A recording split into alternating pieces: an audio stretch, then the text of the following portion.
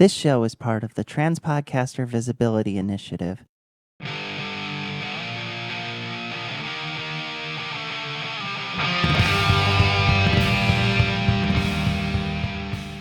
Yes, I am popping fresh from the shower, my OnlyFans.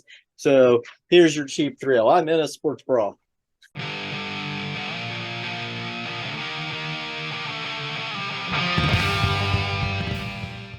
Lumser, I'm bored. What plaything do you have for me today? Something out of the SK system now. It's from the weird planet Earth yet again. Oh, Jesus, fucking Earthlings, man. Is it At from least Florida? Please tell me it's Florida, because I love Florida. What's going on with Florida? Nothing this week? I wish.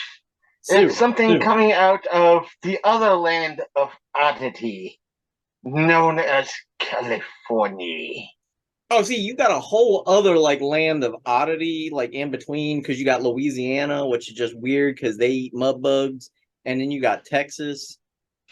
There's a lot of people who deny people like me, but they're awful up in my DMs for whatever reason. That's all I got to say about that. But anyways, tell me about California. Well, as you know, summer conventions, what they call summer convention season, has begun. And no. Take it off. Take it off. Take it off. Woo! Woo! Well, in about 2 to 3 weeks, a little convention known as San Diego Comic-Con will be starting. I think it starts July 17th and 18th, in and around there. But there's an oddity happening at San Diego this year. And it comes from the source. Yes, all right. We are quoting a source. Variety. Oh, wow. We've done research. Yes. The following, according to Variety, the following companies are not going to be there: Marvel, Netflix, Sony, HBO, Universal are all planning to skip San Diego. SDCC? Yes, and it's come to my attention that a lot of the panels, the schedules for the panels that should be released by now, are blank. All right, I'm going to have to say it again. Lordy, I have the vapors.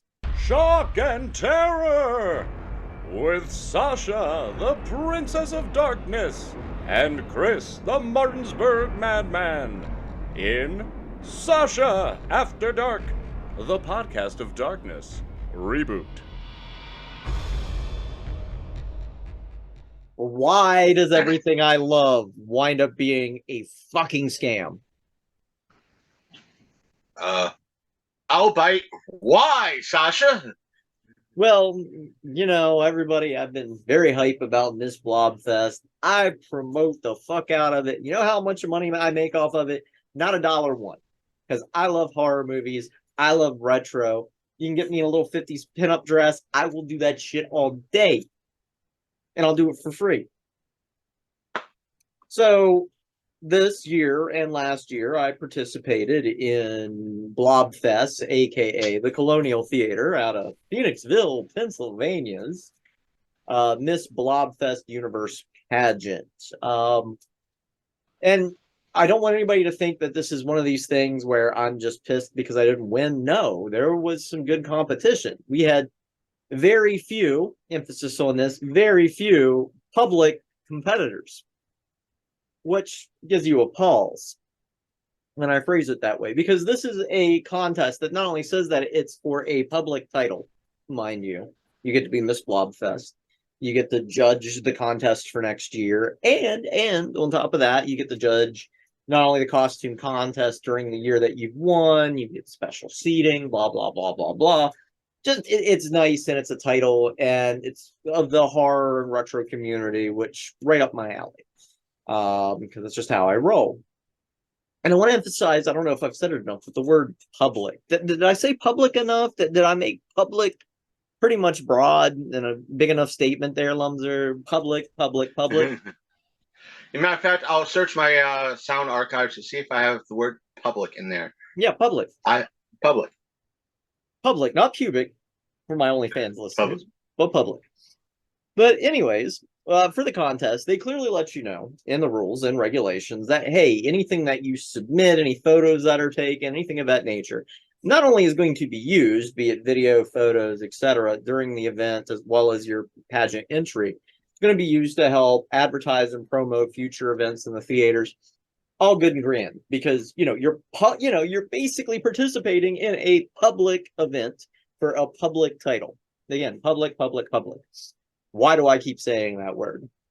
Well, lo and behold, today, because I'm all about fair sportsman-like conduct, I knew for a fact, I got the letter saying, hey, you're not a finalist this year, really great entry, blah, blah, blah, which I get every year, and I'm used to it. That's fine. I'm sorry I don't sit in front of a camera bored stiff and, yeah, this is my life, and da-da-da-da-da-da-da-da.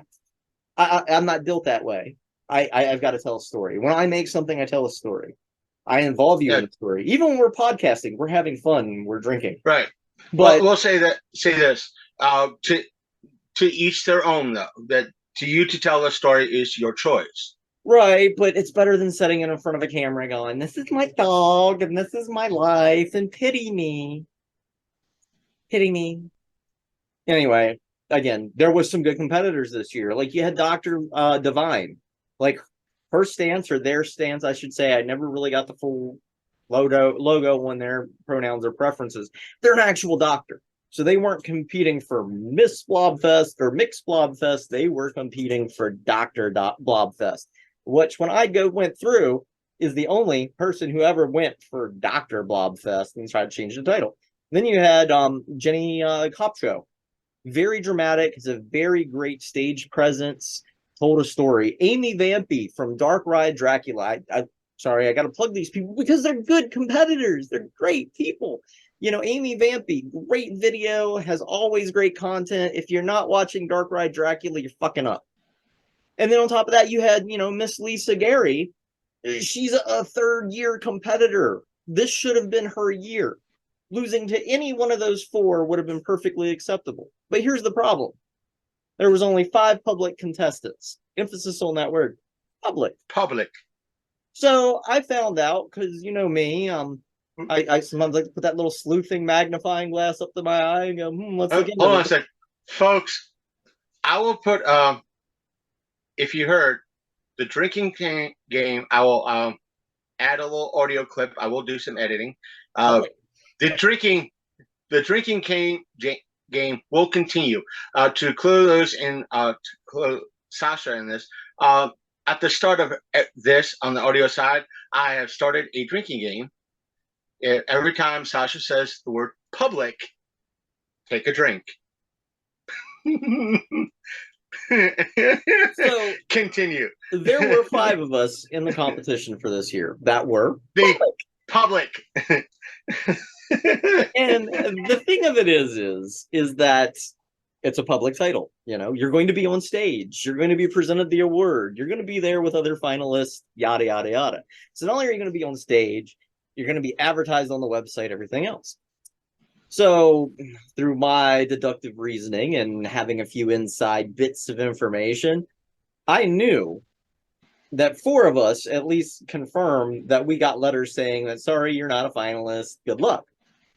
So 4 from 5 is 1, right? That's the last time I checked the math. Right. So I had assumed, I'm like, all right, it's Lisa's year. She's done this for 3 years straight. She's kicked ass. She's taken. Besides yourself out of the equation, did the other 3 folks post up that they got the "You're not a finalist"? Yes. Okay, and some that's what I want to know. Or another. The other 3 people posted up. They either commented on one of my posts because I was conjecturing theories, or so they posted it. Or they had it on other sites, but only in different ways that you could find it. So there were other public posts from the other competitors saying, hey, we got this message from Blobfest that we're not the winner, or Yes. we're not in Yes, the exactly. final Now, Jenny did get finalists. I will give credit where credit's due. They gave one of the public entries a finalist honorific, and I think that was just, let's throw them a bone so they shut up. So anyways, I posted to congratulate Lisa because she was the last one remaining. Amy had a Facebook post. Dr. Divine did a story on her Instagram where it basically confirmed they weren't getting Dr. Blobfest. Jenny, when I was saying, hey, Jenny's my bet for Miss Blobfest, if I had to choose between Jenny and, at the time, Dr. Levine, I was like, Jenny definitely has my vote. And then Jenny pops up and says, interesting, this was on Instagram, but I got a letter saying I was a finalist, but I'm not a winner. And I'm like, And so I went ahead and posted, well, congratulations, Lisa, on Facebook, Instagram, TikTok. Yeah, I saw those posts on at least Facebook, then I saw it on Instagram. Lisa responds to my Facebook post and says, no, I got a letter saying I was not a finalist too. So that's 5 of 5 public posts. People who posted for the Miss Blobfest competition, that would leave 0. And I was kind of stumped. And then all of a sudden, hell, shocker. So you had 5 people, maybe one of which said, I'm just a finalist, I'm not the winner. Exactly. And everybody else said they weren't a winner. And so I'm sitting here why would that one person say that they're a finalist but not a winner? Oh, that would cause you. They managed to get an email that had 3 attachments to it. Basically, her name and then the 3 other finalists. And then a Heidi was referenced as the winner. Now, if you do a quick YouTube search right now, quite sure Blobfest and Colonial Theaters trying to cover their ass right now and making sure Heidi makes her video public. But as of right now, you can't find it. It does not exist. So let me just say this. As of Sasha's post earlier, Tuesday, June 27th, because it's 8 o'clock now. I would say it was maybe about noonish today. Yep. Tuesday, June 27th.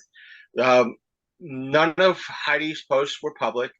Everything else was what Sasha made was public, and everything else, only that one person confirmed that she was at least a finalist. And everybody else said they did not win. Did not win. Or did not hit finalist status. Or winner status. So and 5 out of those 5 people, all 5 had public posts, whether it be on Instagram, YouTube, and or Facebook, and the usual social media outlets, including TikTok. Correct? Correct. And go ahead. But here's the funny thing. So I'm sitting here stumped, and I'm like, okay, well, clearly I need to do more research.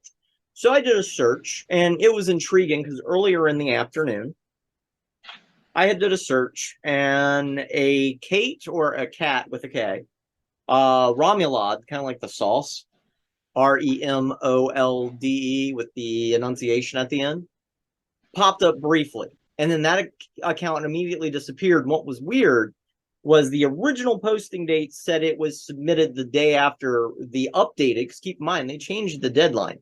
Because initially the deadline was June 12th. You had to have all your entries in by June 12th. And I remember you posting that and said they extended it like a week. A week. So the day of the end of the deadline, they extended it a week. And I'm like, okay, that seems funny. Why would they wait till the day of? I agree with you that. Why would they, it sounds fishy, and to me it's like, wait a minute, you have 5. That tells me you expected more than 5. So therefore you either got a bunch of other emails in that said, hey, wait a minute, we want to enter, we're not ready yet. And you're scrambling to extend the deadline to that means to include them. That's, to me, that would have smelled fishy right off the bat. Right off the bat. And I didn't question it, because I'm like, well, maybe they just didn't get enough entries, because when you have 5 people and you decide that you're going to have 4 finalists, I mean, everybody's a finalist, so how's that fair? You know what I mean? Right.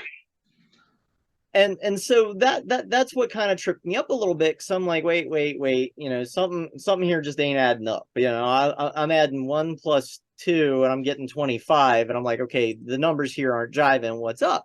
And before I could research this any further, I get an Instagram message from the folks over at Blobfest in the Colonial Theater. And boy, oh boy, what a message. Like, it is the wrong thing to say to somebody like me. Because, again, I have been promoting the hell out of this event. I've been talking up my, competition. Even when I knew I wasn't winning, hey, here's the people that could possibly be it. Trying to give my predictions and stuff before they show up. Just kind of help, each other out. Because, we're all interested in the same things. Help a sister out kind of ideology. Somebody's crown tips over, you adjust it and fix it. You don't make fun of them. But here I'm getting a message telling me to cease and desist posting about Blobfest. That they kind of imply threatening me with copyright for the use of their logo, even though I'm using it to promote the business and things of that nature. And then say that, well, the winners that actually, aside from Jenny, the other 3 finalists, and the winner of Miss Blobfest, whomever this Heidi person, or they may be another finalist, but the winners and the other 3 finalists all came from, keep in mind, not public, but either private videos that were posted to YouTube or unlisted videos that came from YouTube. So yeah, it would have to be unlisted. That way, meaning they are, in essence, yeah, they're private, but they're unlisted, meaning if I listed a video, I could send it to you. I could send it like if let's take Mark Byrne needed a scene, and I want to, instead of, because the file is too damn long or too damn large, he needed a spot with a stream. I could film near where I'm at, stream there where I'm at, and say, here, Mark, this is what our stream looks like. This is how you could film it. Yes, there's a train station nearby. Right. But in this type of right. But in this type of competition, that wouldn't make sense. You'd want people to be public to promote what you're doing. And so you have 3 things here that smell kind of funny. 1, you push back the deadline by a week on the day of the original deadline. 2, none of the public posters have won anything aside from 1 person making finalists. You have a suspicious account by the name of Kate Romelade, however you say it, that shows up as posting the day after the deadline was up. Then the date suddenly changes on it, so it looks like it was before, because you can edit the date when you posted a YouTube video, and then it just vanished. And then finally, to make matters worse, you have them admitting that 3 of the finalists and the winner all came from basically private and unlisted videos. And then to make matters worse, most of the people in the past that have won this competition are locals of Phoenixville, PA, even though they say it's open to anyone, anywhere that can get to Phoenixville. But also are heavy donators to the theater. And as I go back and look over some of the competitors and some of the people that have placed, a lot of them you can't find videos for now. And it just smacks kind of odd. And as I did further research, if you go back to when Dr. Lobo was hosting this, there wasn't a problem. Then all of a sudden... Don't you mean Mr. Lobo? Mr. Lobo. And then suddenly Mr. Lobo drops out for whatever reason. His I guess significant other partner, I'm not sure, I didn't ask for details. Still does artwork for the competition and things of that nature. But he's pretty much kind of dipped off to the side of it. He might make an appearance. And it just seems like, why would a horror host leave this? And then they've got to recruit someone all the way out from Baltimore to take over. I mean, there's just a whole lot here that's not adding up. And then here's somebody that has been promoting, talking about this for free. And then you're going to come at me and threaten me with copyright? That's the thing. I'm sure the other contestants, when they've done their videos, they've put up thumbnails with, yes, I can't speak for them. They put up thumbnails with the Blobfest logo on it. Every last one. They've probably had an end card with the Blobfest logo, or they posted up some sort of, when I do the title cards for the thumbnails for the clips, or when I promote, I use an app on either my phone, it's mostly my tablet, called Meme Generator. And I'm able to customize something for Instagram. If right. I talk about, when I've done to go something big, meaning someone who has the funds for trademark or a registered trademark, because from what I'm told, getting a registered trademark is $25,000 to do it. Right. And that is, on my end, talking about Dungeon in a Box, when I did the unboxings for my channel when I was a subscriber. I'll be happy to do them again. I take a picture of their box with my tablet, and I put up the logo, and it has Dungeon in a Box on it, and what it is, and I'll change it up. I haven't gotten a copyright strike or anything saying, hey, cease and desist in regards to this, because they know damn well it's free freaking promotion, whether I like their crap or not. Right. And what you're doing is they want you to post up, or a contestant, whether it's me, you, the bitch down the road, nothing against the other contestants. If they're watching this on one they're all platform awesome. or another, they're awesome people. I have no problems with these folks. I have no issues with Mr. Lobo or any, but it could be anybody that when they do a video, they have to mention you're a contestant. Your job is saying I am a contestant of Blobfest for Miss or Mix or Doctor, or if you're, let's say, even me, Mr. Blobfest, that if I'm able to get, that I want to do this, I'm a contestant for it. Therefore, I have to do my due diligence and promote your event in order for you to not just choose me, but to get the word out about your event. And to say, pretty much quote, I'll probably delete this and add in Will Smith's version.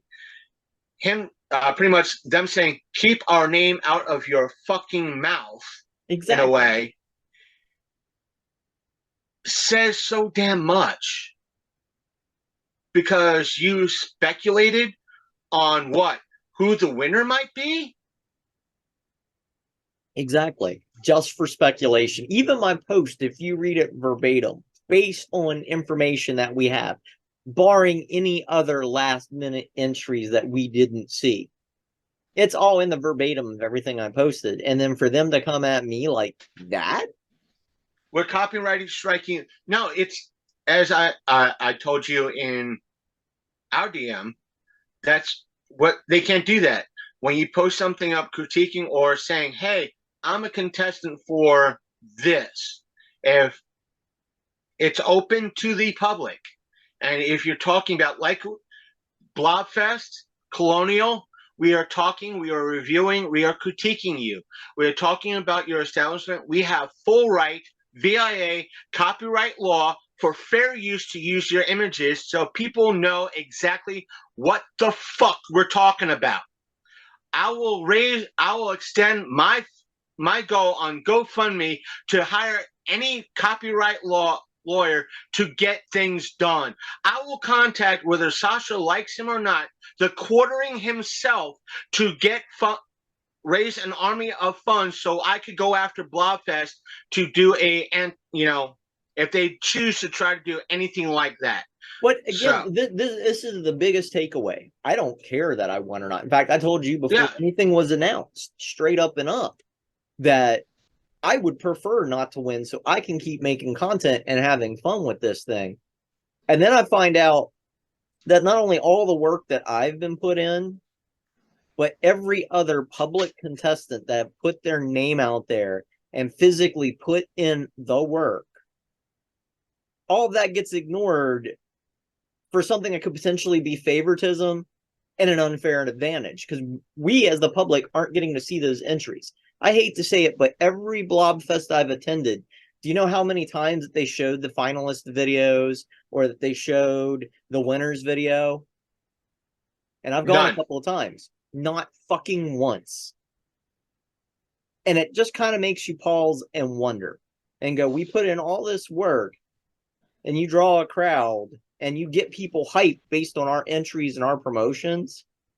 And then we find out that you guys are only selecting people that are in or around Phoenixville that donate heavily to the theater, but yet they don't have a public video for anybody else to view to make commentary on it. And to me, I can kind of see, and I don't know if this is why Mr. Lobo dropped out, but I can see why Mr. Lobo doesn't do it anymore. Let me put it like this. Though fans on your end might not know this, but folks that might be watching through my end of things will know. For last year excluded, I couldn't go due to funds, and I got right before it happened, I got fired from my 9 to 5. So it was just a combination of things. I didn't get a chance to go last year, and thankfully I didn't go because it turned out to be a shit show nonetheless.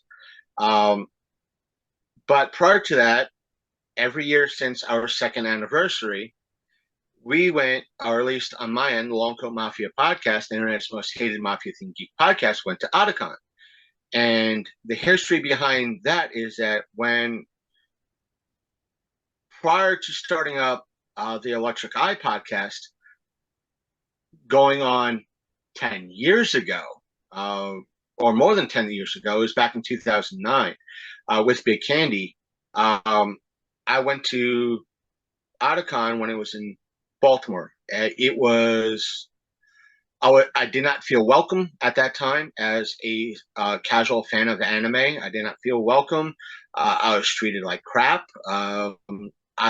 Folks I knew in the community that I was a part of who went as guests of the show, meaning folks I knew a big podcaster on the level, I would say Mick Manhattan, in regards to views and listens on a weekly basis. I knew him, and that podcaster at the time, and the folks that he rolled with, and one of his members of his podcast went to Otakon as a major cosplay guest to do a panel, and she was treated like shit and everything else. But when I went back in 2017 with a press pass, I felt I was them extending a olive branch to the show, to me. And I went with, open mind and, all right, you're extending a olive branch. Let's do this. Fast forward one pandemic and 4 years, 2017. I was starting to get red flags, like something's not right. I'm not being treated like everybody else. And I know some of you out there are going to say, oh, it's probably the name of the show. No. It wasn't the name of the show. It's the aspect. Guess, again, who has 2 thumbs and is not an anime podcaster? This motherfucker. the anime podcasters were treated better than me. I mean, like way better. And what happened in 2021 is you've seen the little baggies with the dice and my business card in it. I took a selfie when I was sitting in that gaming hall saying, hey, for the next hour and a half, I'll be in the gaming hall and I'll be giving away free, these bags of dice. 20 minutes, not even 10 minutes go by, I get one of the volunteer staff comes up and says, the higher ups want you to stop your soliciting. I went, what? Yeah, there's no soliciting policy. You're forcing people to listen to your those who accept it. Except your little baggies with dice, you're forcing people to listen to your show. Meanwhile, throughout the whole building, there's other cards sitting out for people to take for anime podcasters and places that were willing to buy, that were not in the dealer's room, to buy Pokemon and Yu-Gi-Oh cards. And last year, folks were saying, yeah, it was great walking around the convention dealership floor with a big sign saying, I will step on you for $10. I'm like, those motherfuckers can do that all day, every day for the length of the con and not get thrown their asses out. Why? Because they're anime fans. Yet I'll do something similar. I get, hey, don't do that. Your badge is at risk. Talk about fucking hypocrites. I'm not going back, period. I'd rather go where I'm accepted. But I know it's not the same as you, but right. It's kind of me understanding where you're coming from in regards to that. And that's the biggest takeaway. Like, if somebody would have came to me and said, hey, like my run of money is, I was kind of torn between Amy Vampy, I love her to death, and, Dr. Divine, because those two had a really original stance. And I could definitely see Jenny as kind of like a finalist or a runner-up. And I would have been perfectly fine for that. Hell, I would have been perfectly fine for the pity vote. In fact, I thought it was going to be the pity vote based on what I saw, because only Lisa had remained. And I'm like, well, maybe Lisa's the finalist. Maybe she's the one that won. Because she has ran for 3 years in a row. And to me, it's like, look at those 3 years of work. I've only put in 2. 3 years of consecutive work, and knowing her, she'll probably run again next year.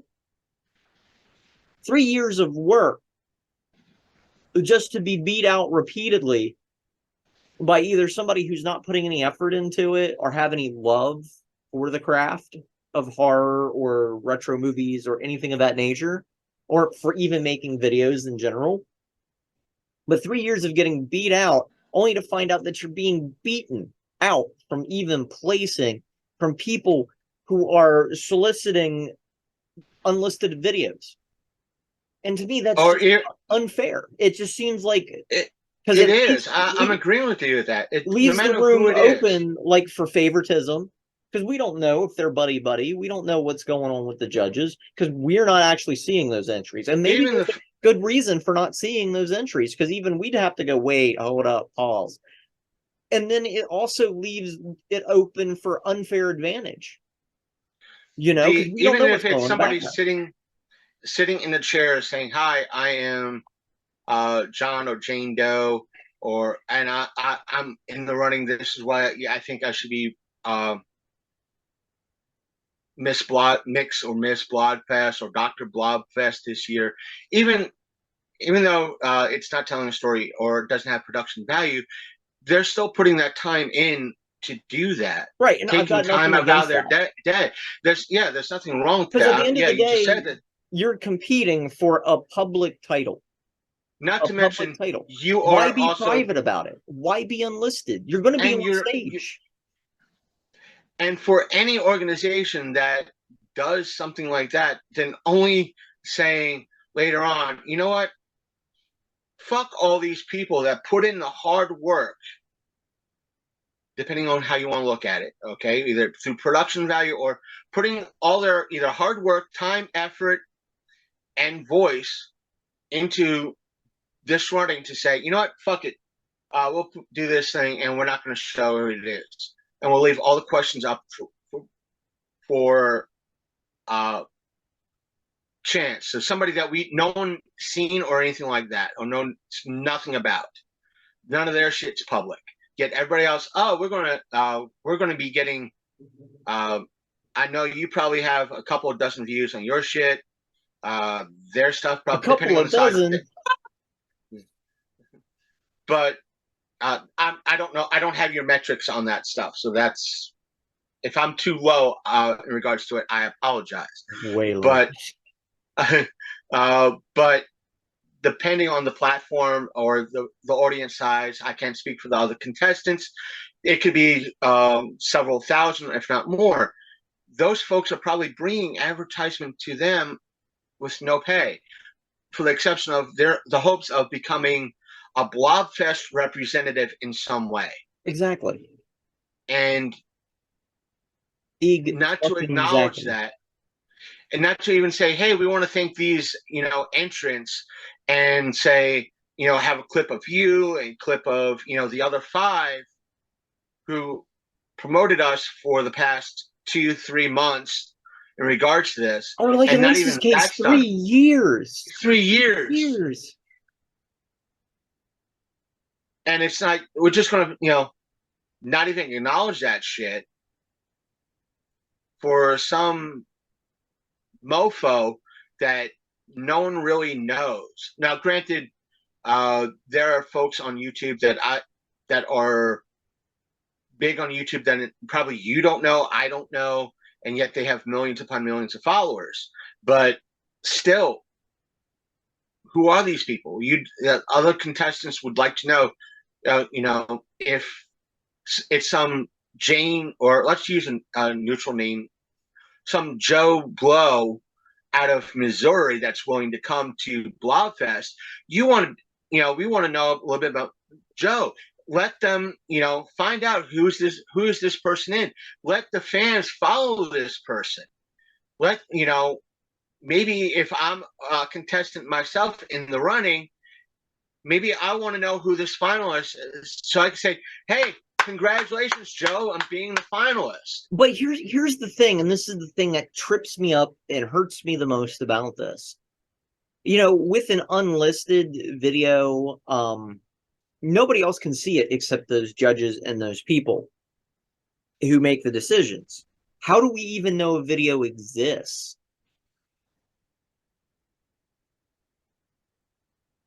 That's a valid point. We don't know. Are these folks, over the past, how long Blobfest has been around for what? At least 20 years? If not longer? It's longer than that. Because I think the first one was when I was still in high school. And God, I'm dating myself. So let's say at least 20, at least for the time being, at least 20 plus years. That covers everything. Right. And even now with the age of TikTok, 23. and there are some 23 years. It'll be 24 this year. So, and with the age of TikTok and big name, hundreds of millions of followers on fucking TikTok, big TikTokers are a thing, and it'd be nice. It would be a good way to, even Blobfest should have said, hey, our finalist is this YouTuber here, and this TikToker here, and this, Instagram person here, and this Twitter person here, for an example. At least you could say, oh, look at these great people, that might have big follow. Maybe I could follow those folks. To not have any, so-called presence. I'm not saying these people don't, but as you stated, this is a public event.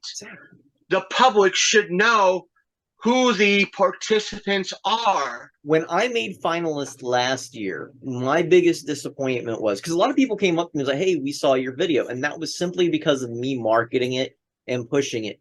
Wouldn't it have been so much cooler for people to go, whoa, we've just watched your entry along with the other 2 girls' entries and the winners.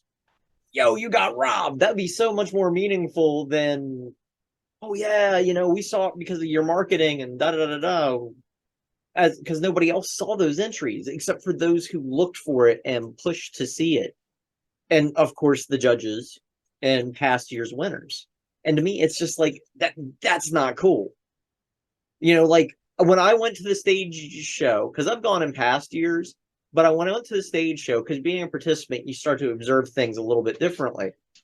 90% of that stage show is just some made up hokey bullshit to kind of fit whatever story or narrative they have for the festival that year. And then you have who won, and that's it.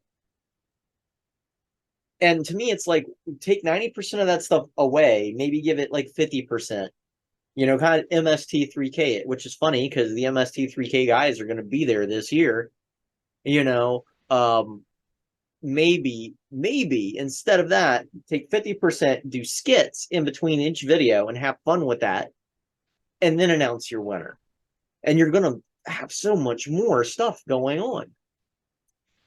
But to me, it's like, my question, weird. My question, I know you, it might be a stupid question, and I know that you spent a lot of money on this. Are you still, but I have to ask it, are you still going? Oh, yeah. Because here's the thing. I have a very huge Dan Noakes attitude on this. I hate to say it. Despite all this bullshit this year, I'm competing next year. I'm competing the year after. I'm competing however long I have to until I get an acceptance letter, and then I'm going to send it back to you. Thanks, but no thanks. I'm the Princess of Darkness, baby. I don't need a crown to show who the fuck I am. Let me put it like that. Say this. Let me tell you this. Pennsylvania, because it takes place in Pennsylvania, correct? Correct.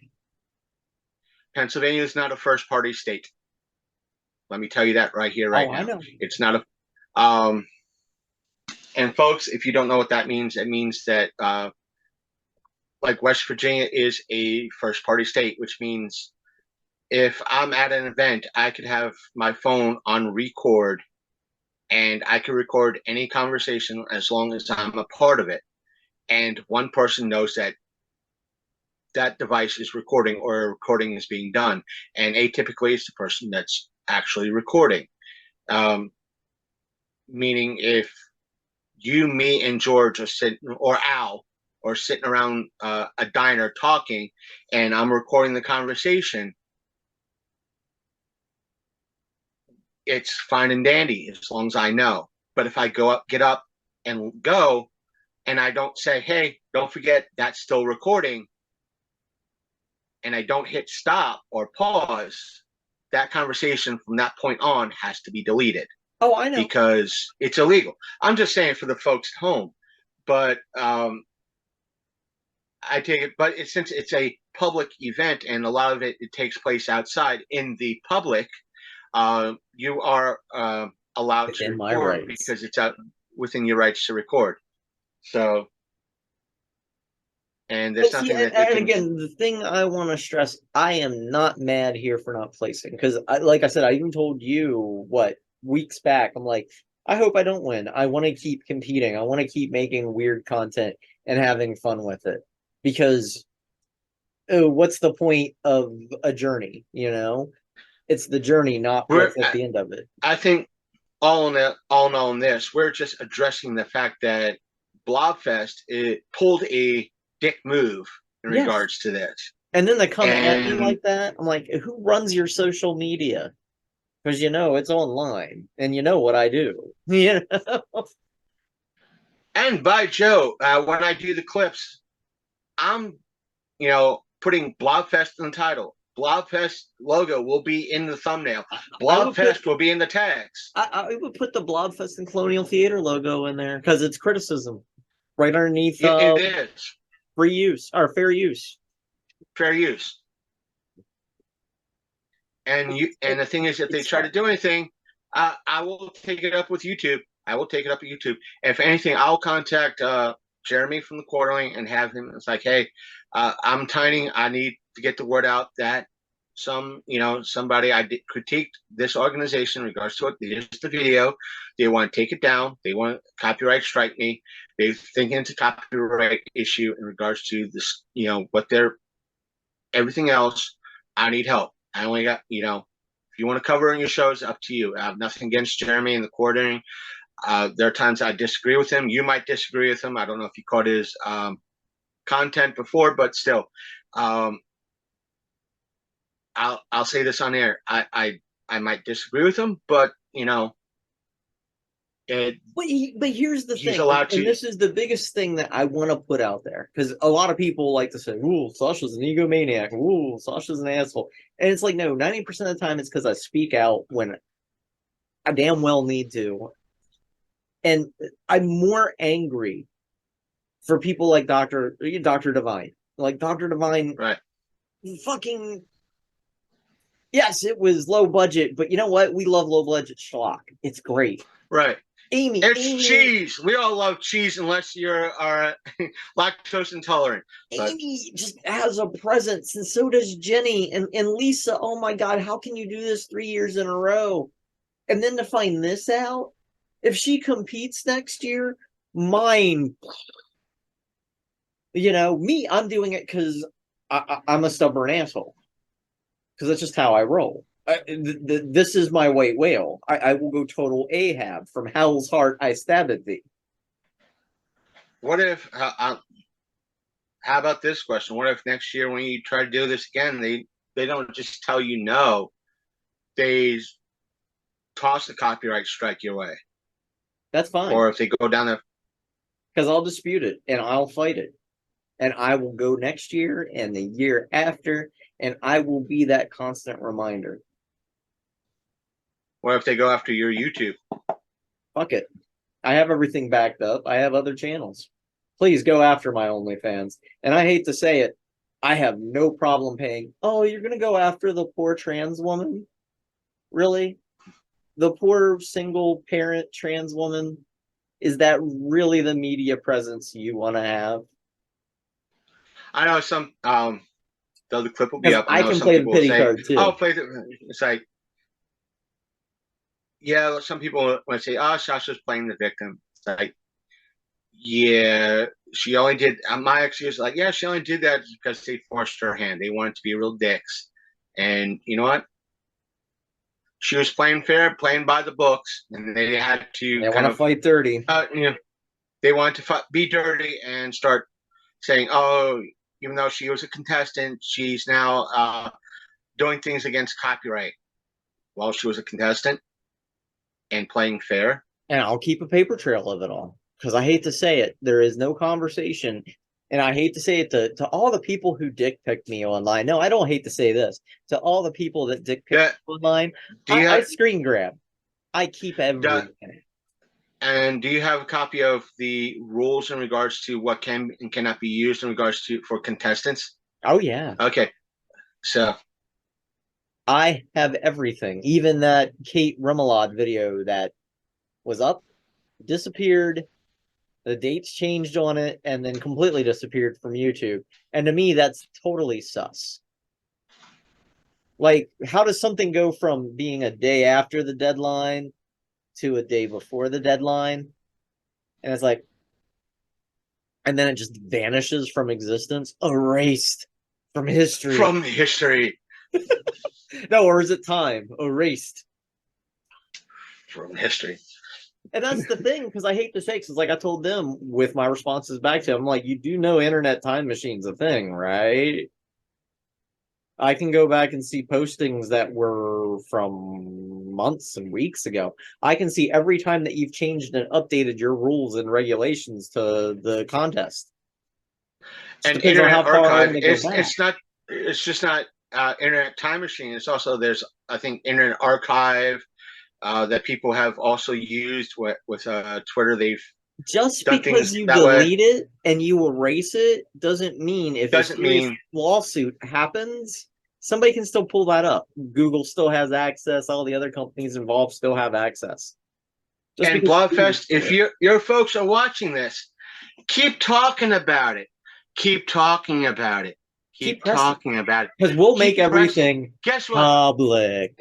It's in public. Not to mention, Blobfest, guess what? There is such a thing called the Barbra Streisand effect. Look it up. Oh, it's like, honestly, look it up. I literally, as soon as I got those messages, because you know me. Because Right. we've had our own issues, not amongst each other. We've been co-conspirators. Call it co-conspirators. Minute. Co-conspirators in many things. Need I say a certain Halloween event your way? Yeah, when I was tossed underneath the bus in regards to that. And what Just being happened? what- As soon as I'm I out. saw you were tossed under the bus, what was the first words off of out of my mouth? Kids glove on or kids glove off? Yeah, and I said, I'm not a part of it. Have at it. I think that was roughly my words. Like, I'm not a part of this no more. Yep, you're not responsible for my actions. I'm not responsible. Awesome. And I think I also said the same thing when back 3 years ago, when the whole instance with a certain individual who got himself arrested again. Whoa. Okay, I've got to do the math here about that. Somebody got arrested? Wait. Okay, let's save that because we can go back to that. I got a little bit of time tonight because I've got pep. I ain't going to sleep anytime soon. We'll go back to that. But here's the thing. You know, having known me for a while, that when it comes down to it, I'm more hurt for Jenny. First time running. I'm more hurt for Dr. Divine. Like, oh my God, I want to collab with you. You're above my pay grade, but still, I think we could be on the level. We could be cool. Let's hang out. Let's have a few drinks. Let's chat. Let's talk about parenting and life and how it sucks. And that person that was doing it 3 times, 3 freaking times. I want to hug her. It's fucking hormones. 3 times.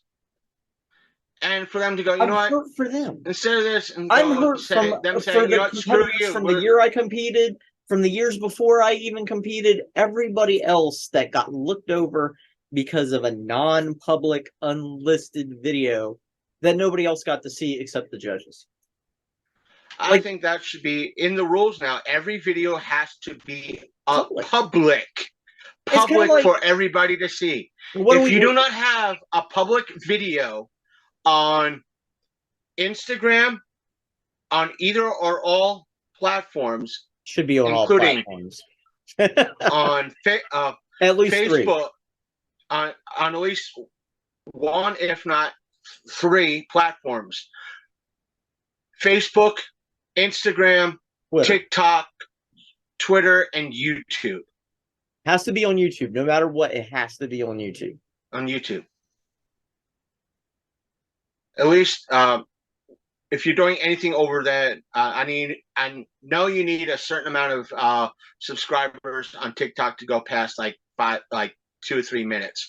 But still, if you want to do at least YouTube, that way you could go over 5 minutes if need be. If you want to do a full-on skit like you did, and it has to be. And to say, well, no, they were private. No, I did a 2-parter.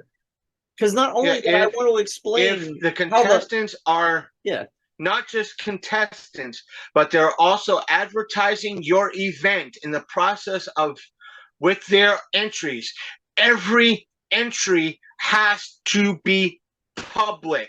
If it's not public by YouTube standards, meaning it's not copyright claim that it's being pulled, meaning I don't want to use an example.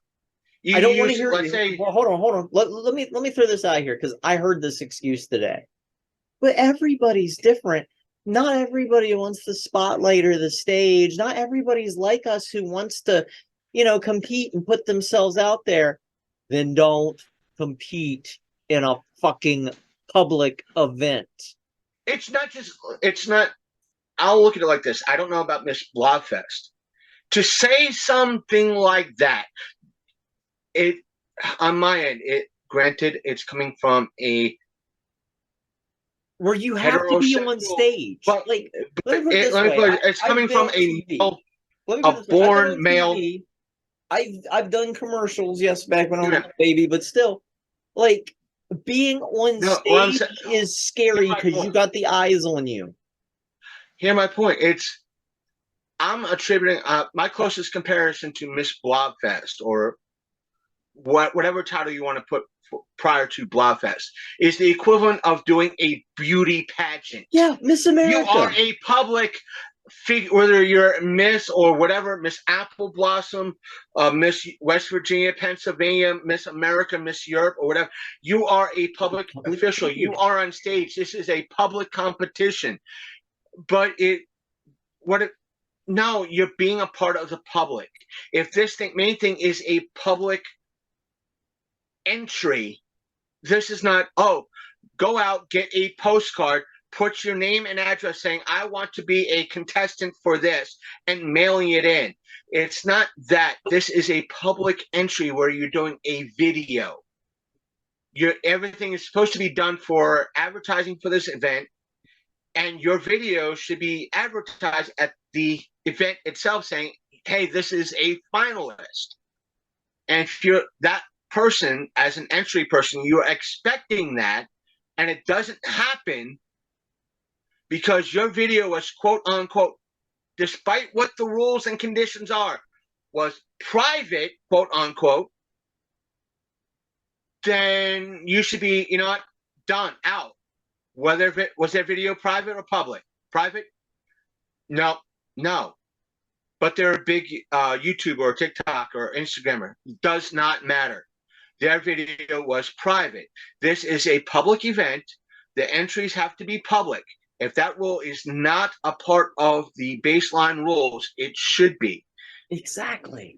And here's the thing, and sorry if anybody who thinks I was distracted, I was actually posting a multi-part on Twitter with all of the screen grabs plus my video entry. Because here's the thing that cracks me up, and you'll admit to this because you've seen the entire dialogue I had. I sent you everything, right? Until they started sending me canned responses, and I'm like, "Oh, I've done pissed somebody off. Oh, I've just proven my point. Thank you for the canned response." I posted all of that to Twitter, and I did it in like a 4 or 5 part Twitter feed with everything. And I basically was like, because here's the thing, and you'll admit to this, they kept complimenting me on my enthusiasm. Here's the thing with enthusiasm. I can use it for good, or I can use it to fuck up your day. And to say, you know, you're a very enthusiastic contestant. By the way, if you leave because if you don't mind me saying it, I think you mentioned what in essence what they said, to give a little bit more context. They're pretty much we're telling you, because I've seen the post, you're a very enthusiastic contestant. And by the way, take your post down. Yeah. Or else we'll copyright your shit. Yeah. Then you're admitting that the contestant, what you were not only allowing are you trying to silence me, you're trying to silence me. You're trying to use a very basic understanding of the law against me, and I understand that law. It's not just that. It's like a lot better. It almost has that faint sniff odor of gaslighting. Yeah. You're in the law. You don't want to make your stuff public.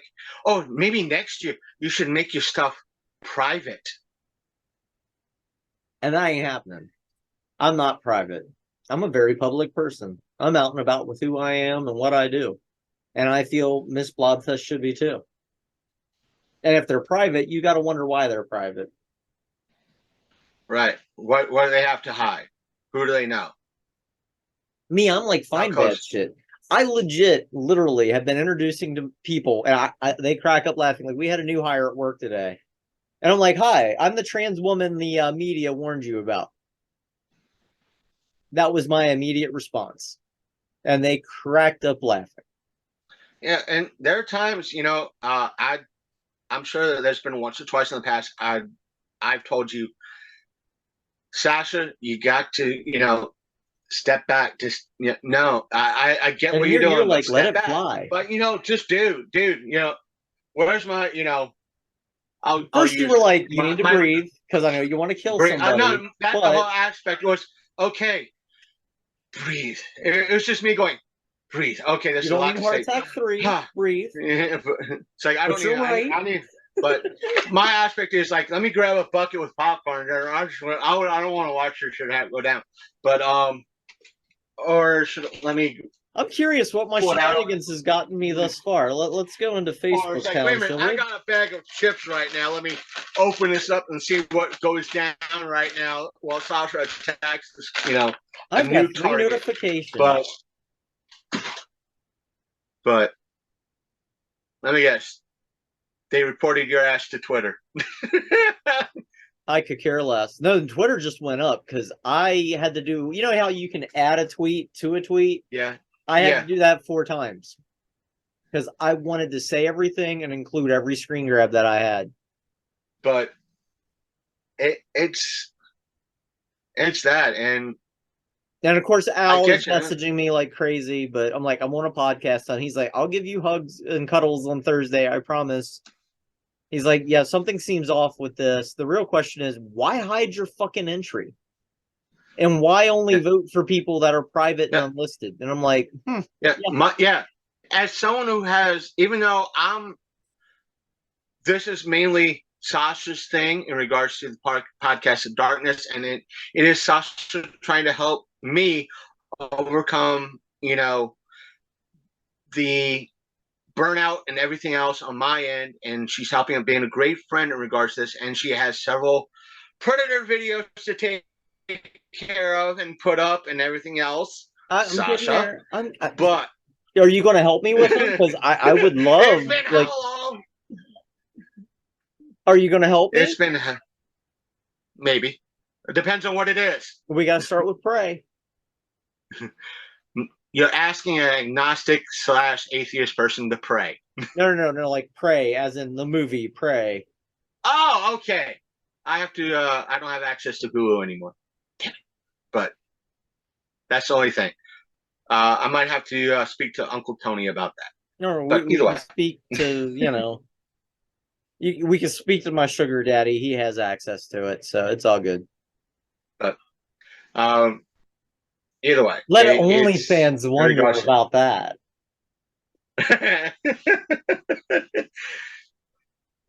But yeah, I will help you in regards to if I have to record a clip or edit it on my end and send it your way or something like that. And because see, my philosophy is I was stuck with, when it comes to Prey, yes, hashtag tangent, public. Hashtag drinking game. Hashtag take a drink. Hashtag public. Shit. Anyway. Another door. The problem with it is because one of my buddies, I don't know if you're familiar with Marissa or not. You get a chance, you can find her off my Facebook page, things of that nature. Really cool trans activist, awesome, does her own podcast. What the hell are the cis thinking? Which I think is hilarious. I've been on it a few times. But she forever has been much saying she's going to do a book on trans representation in media. And I'm like, honey, you're either going to do it or you're not. Me, I can go into video games, I can go into movies, blah, blah, blah, blah. I've held off. I would honestly say, as terrible of a friend as it makes me sound, but I think 6-7 years is long enough to hold off, right? Right. Because she ain't published shit. I love her to death. She's published a lot of really, really cool stuff. I don't want to piss her off because she's a big girl. She'll kick my ass. But you know what? I don't give a fuck. So I'm going to start looking into certain bits of media that are just straight out transphobic, but people refuse to look at them. Let's start with the big one that got us in trouble with the Halloween event, Rocky Horror Picture Show. I don't know how many people I piss off by just saying Rocky Horror is transphobic. And a lot of people go, no. But I'm like, the lead trans actress not only self-identifies as trans, but is played by a cis actor as a character who is both a murderess and rapist by deception. And you're trying to tell me it's not transphobic. And a lot of people go, what? And I'm like, clearly you weren't paying attention to the plot. I have been. I've recently started looking at more and more of this, It's like Silence of the Lambs. Everybody goes, "Oh, Buffalo Bill. That's not a transphobic representation." They say he's not trans in the movie, and I'm like, yes, but that's based on science from the late 80s to early 90s, which we're finding is very incorrect. And it was a movie that was actually protested by the LGBTQ community as a whole back when it was first released, but nobody wants to talk about it. Ace Ventura, same shit. And so I've been kind of focusing on that and writing it, and I'm like, how do I do this without pissing people off? And then I realized I'm going to piss people off no matter what, so I might as well just fucking do it and get it over with. So that's why Predator has been much maligned. That, and I really don't want to cover AVP, and I don't want to cover AVP alone, because I know I'm going to dip into where AVP actually came from, and then you're going to see why everybody's so disappointed with AVP and AVP Requiem, because the comic book was so good. Tell me, Lumser, you've read the comic book, the original comic book by Dark Horse Comics, before even Predator 2 came out. I'll admit this. Did I read the AVP comic when it came out? No. I didn't know it existed. But I don't know how I got my hands on it. I don't remember how I got my hands on it. Was I somehow involved? Because I think it would be. No. Wow, weird. This was... I was working for the distribution end of things for Kohl's at the time. So it was like, I want to say I just moved to Inwood, so 98, if not early 99. I got my hands on the original script for AVP. Okay. And which one was it? That's why I was like, because there's 4 or 5 of them. I think it was the one that might have been, since I've seen. Let me ask you this way. The very first script dealt with, it was a very futuristic setting. Set on it was futuristic. Planet. It was on a jungle planet. Oh, yeah, then that's not the one. There was a desert planet with rhinoceroses. That's the first one. It might have been that one. Mostly one. Based on the initial comic book, and the lead was a female Asian actress. I think it might have been that. It's been a long time since I've read that script, or if I don't even know if I still have it buried somewhere. Well, here's the thing, and I'll have to trade. I remember them referencing a rhino. It might have been a rhino type creature part of it. It's been like over 20 years since I've seen, read it, had it in my hands. I was excited to have it. It's like, oh, I guess this means an Aliens vs. Predator movie is going to come out. I can't wait to actually see it. And just to see that how it changed so much in regards to the movie. And I was like, well, it's still kind of cool, but it's nothing like I expected, or how, from what I heard, the comic was going to be. You have to figure during the same time, again, this was like at the earliest, or at the latest, 1999. Even then, at that point, I was hearing rumors of Aliens vs. Predator, Battle Angel Alita, and there was a bunch of movies on that list that I heard. Again, I don't remember how I got the list. It might have been through a survey, a website, or some rumor mill. And I was like, I can't wait to see these movies. I can't wait to see these movies. And a lot of those movies didn't come out until like 2010, and if not later. Battle Angel Alita didn't come out until like 2019. Well, here's what I think is funny, and a lot of people don't realize this, because a lot of people forget that the comics came out before Predator 2 even did. That's why they did the skull in the background. And granted, yes, hashtag tangents, we're talking about Predator. When it comes to AVP, Predator like before they did Predator 2, like you have to understand that Dark Horse Comics owned both the license to Alien versus Predator. And at the time, they were shopping Alien and Predator around separately to all the major comic book houses like Marvel, DC, etc. And nobody was biting because nobody wants to watch their character lose against the Alien or the Predator. Even though Dark Horse was like, no, you guys can kick its ass. We don't care. We want a good story. Everybody denied it. And they're like, well, what are we going to do with these two, with this property that we own? And then it occurred to them, and this was, I think his name was Richardson. I can't think of it off the top of my head, first name. But Richardson was like, wait a minute, we own both Predator and Alien, and both those properties are owned by 20th Century Fox. So they call up 20th Century Fox, and this, of course, is pre-Disney acquisition. And we're like, yo, totally strange and weird question. But since you guys own both the rights for Alien and Predator, and they're talking to the people who manage the rights, and are like, would you have a problem if we did a versus like comic book with those two guys? And the person on the phone was literally, we don't give a fuck. Who cares about comic books? Have fun. Go at it. And that became the biggest, most selling comic book event back in the early 80s than what you would believe. Here's this independent publisher pumping out this comic book that's outselling Marvel and DC in the late 80s. Because they took two properties that they had the rights to have a fight together.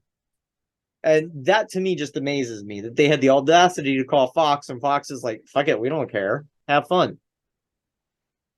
Imagine like, trying to do that today. Writing, please. What's that? I've been like, can I have that in writing, please? Yeah. Mm-hmm. They're like, fuck it, we don't care, just have fun. And they're like, because they were basically like, who the fuck gives a fuck about comic books? Now think about that back then, and think about that now. Where everything has to be a franchise and comics and whatnot. That's amazing. Like Mike, now I remember his first name. Mike Richardson should be a fucking millionaire. Like, because of him, they put that that alien skull in Predator 2. I refuse to call it Xenomorph because Xenomorph just means new life form. It doesn't have anything specialized to it. They haven't given a proper species name for the creature from Alien, and it's not, what's it called? Engineer. It's a space jockey. Fuck Ridley Scott. Anyways, so back on Blobfest. Oh, the tangents we go down. That might be when I do the clip. I might just trim that down so everything fold it together like the end of a Mad magazine. Yes. We just all add it together. But no, to me, it's like part of me wants to be disappointed, but the other part of me is kind of like, aha, I got the saga I wanted. I got my white whale. As terrible as I can keep making videos, I can keep posting stuff. They can keep denying me until they're blue in the fucking face. I'm going to have fun with it. And fuck them. And I'm going to keep speaking out. Please try to sue me. I'll spit on every little thing you send my way because it's not happening. I know my rights. Hey, it's where it also has been going up too. The more we talk about, where it's going to. It's going to go right on my YouTube channel too, as a clip too. Yeah, whenever I get around to it on my YouTube channel, but and Twitter and Facebook and Instagram, whenever I get around to it. But yeah, because I found out the other day I can post over 2.5 hours on Twitter now that I have a Twitter Blue. Everybody's like, oh, Twitter Blue bad. That means you are evil and like Trump. No, it just means I like to have longer videos and more views. Because right now, and just out of curiosity, and curiosity's sake, how many views have I had on my Miss Blobfest entry? Oh my God. As of right now, view counts, and keep in mind, this is a video that's less than 2 minutes long, has over 1,134 views. That is a lot of fucking views. Even if they only stick around for like the average watch time, and I can pull this up right now. The average watch time is 2 minutes. You know how long my video is? Would you like to take a guess? 2 minutes, 10 seconds. 1 minute, 50 seconds. That means everybody's sticking around until the fucking end. And so I did my due diligence. I think Blobfest kind of just needs to back the fuck off and realize who they're fucking with. I am not she with whom to fuck. As much as I would like to be a verified member of Twitter and have that blue check mark myself, I don't have the funds for that sort of thing. So I'll be a lonely little peon like the rest of the motherfuckers on Twitter. I'll figure something out, and then we'll all have. Don't worry about me. But hey, you're my brother, family. So you might not have the last name Monroe, but Clan Monroe stick together. Don't make me add in that one clip I have snipped out. And that's from Vin Diesel himself. Family. Family. I just want to see somebody take a Olive Garden commercial, and every time they mention family, somebody adds it in Vin Diesel. Family. Family. I would pay to see that commercial. In fact, Olive Garden, if you're listening now, I don't know why you're watching OnlyFans. Please give Vin Diesel under contract now while you can. Get it while the iron's hot, because you're not going to get it any cheaper after it piddles out. You know what? You want to go with Olive Garden? I probably know one motherfucker that'll take up the reins. Wendy's, if you're listening to this, if you ever do a commercial and mention the word family, we want you to get Vin Diesel for it. Speaking of Vin Diesel, since we touched... Because simply, there when I don't know what the current stance is, but when the owner was still alive, he was pro-adoption. So therefore, anybody could have been family. So why not? Well, speaking of Vin Diesel, interesting fact, since we touched on Alien and Predator. You know what? Did you know that Pitch fucking Black by trying to think of his name on top of my head.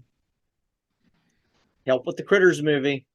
Not Mick Garris, but the other person. But believe it or not, Pitch Black was actually originally pitched as a sequel to Aliens. It was supposed to be Alien 3.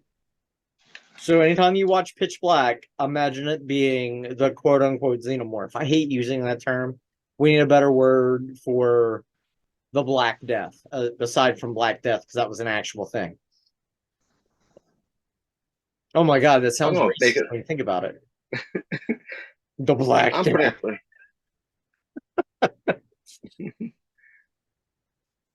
Irreverent humor. Irreverent humor. Remember that. Also, public. Public. Remember, this podcast is brought to you by public. The letter all P. Things that are public. The letter P. For public and pubic and penis. And the whole aspect, I'm sure if I don't want to go down that road. I could have went down the whole rabbit hole. Pee-wee's Big Adventure and all that thing, and Pee-wee's Playhouse. Every time Sasha says public, scream. Oh, okay. So, just since we're talking about Blobfest, and just as a spoiler for some of the people, because it's another topic we're getting ready to launch into, but a spoiler for the next Princess of Darkness entry into Blobfest 2024, the opening, you're going to feel very familiar with, because I'm going to want to do a very Into the Spider-Verse opening for my next video.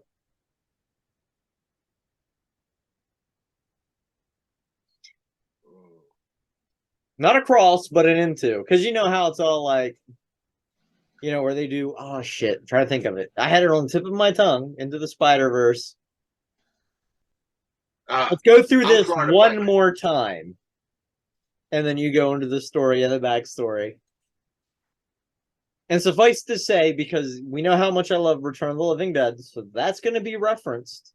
Yes, and I'm going to take scenes from actually Return of the Living Dead to describe the containment by the U.S. government of the Blob. And that's going to come directly from Return of the Living Dead. Spoilers. If you never watched Return of the Living Dead, watch Return of the Living Dead. And at the ending, I get to quote one of my favorite endings of a movie, which is Army of Darkness. I have the folks in it, but the names are drawing the blank. I think I know who you mean, but For Return of the Living Dead? yeah, from Return of the Living Dead. That's three people. That but you know the two people when they go down in the basement and they hit on the drums. Oh, these are made by the United States Army Corps of Engineers. Yeah, that's how the Blob gets out in 2024. And then of course I get to do the non-director's cut ending of Evil Dead with Al, which he's already agreed to, and we get to film that at Blobfest.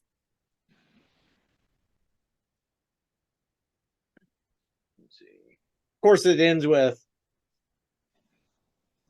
I might not be Miss Blobfest, but I'm royalty in my own little way. Hail the Princess of Darkness, baby. So, let's see. And honestly, I think with the right fandoms, that'll work. Because we're still filming it. And I was like, why are you still filming it? Because I don't fucking care. Fuck them and their bullshit reasoning. Fuck it. Fuck it right in the ass. Like me on a Saturday night.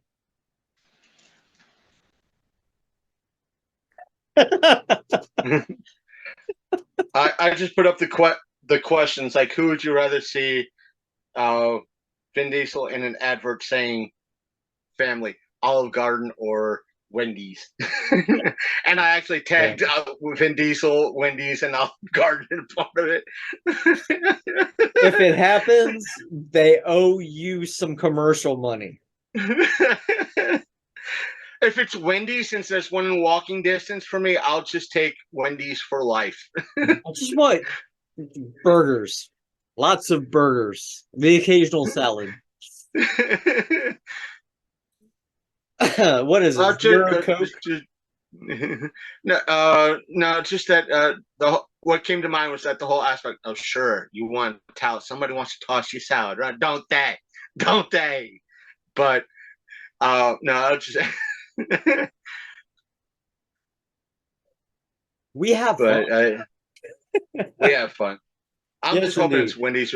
Like, if it's Wendy's, since I'm going to incorporate Spider-Verse into my next video, let's talk about, what is it? The new one, Across the Spider-Verse. Now, Across the Spider. Before we get started, did you know there is many variations of that movie? Yes. I was going to bring that up too. It's like, I'll say this. Where the DVD release had better be randomized, where you pop it in, and every time you watch it, a line read or two is different. As that be the case, I would have to pick up the Blu-ray. Pick up all my money. Shut up and take my money. I'm gonna have to download that. Sony, if you're watching, I'm gonna have to download that clip in regards to Futurama so I could get inserted for the audio side.